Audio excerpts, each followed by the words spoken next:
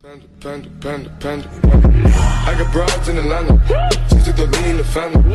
Credit cards and the scammers. Getting no licks in the band. Legacies. Hello everyone, Assalamu alaikum. This is Maimuna from Scholarly Intensity. আজকে আমি আপনাদের সাথে খুব সহজে কিভাবে একটি প্রেজেন্টেশনের স্লাইড মেক করা যায় তা নিয়ে কথা বলবো। হ্যাঁ, আপনার প্রেজেন্টেশনটি হতে হবে অবশ্যই অন্যদের থেকে একটু ডিফারেন্ট এবং ইউনিক। সো ফার্স্টে আমরা কি করতে পারি? আমরা একটা কভার পেজ অথবা ফ্রন্ট পেজ বানাই। সে পেজে আপনি আপনার ভার্সিটি অথবা ইনস্টিটিউটের লোগোটা দিয়ে দিবেন, হ্যাঁ, সাথে টাইটেলটাও, আর আপনার ইন্ট্রোটা অবশ্যই দিয়ে দিবেন। আর যদি আপনার গ্রুপ মেম্বার থাকে তাদেরও ইন্ট্রোটা দিয়ে দিবেন।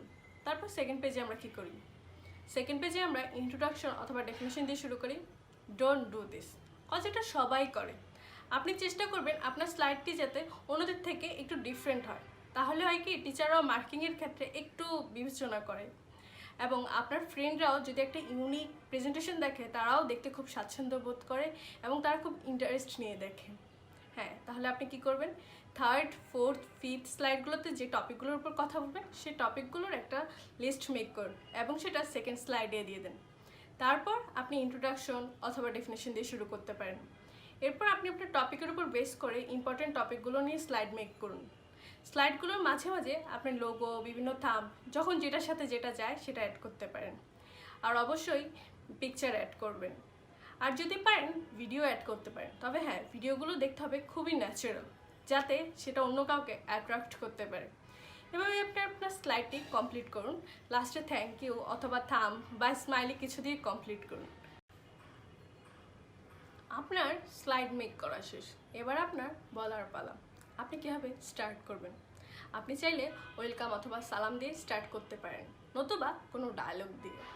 হ্যাঁ, আপনার কিছু কিছু জিনিসের উপর লক্ষ্য রাখতে হবে।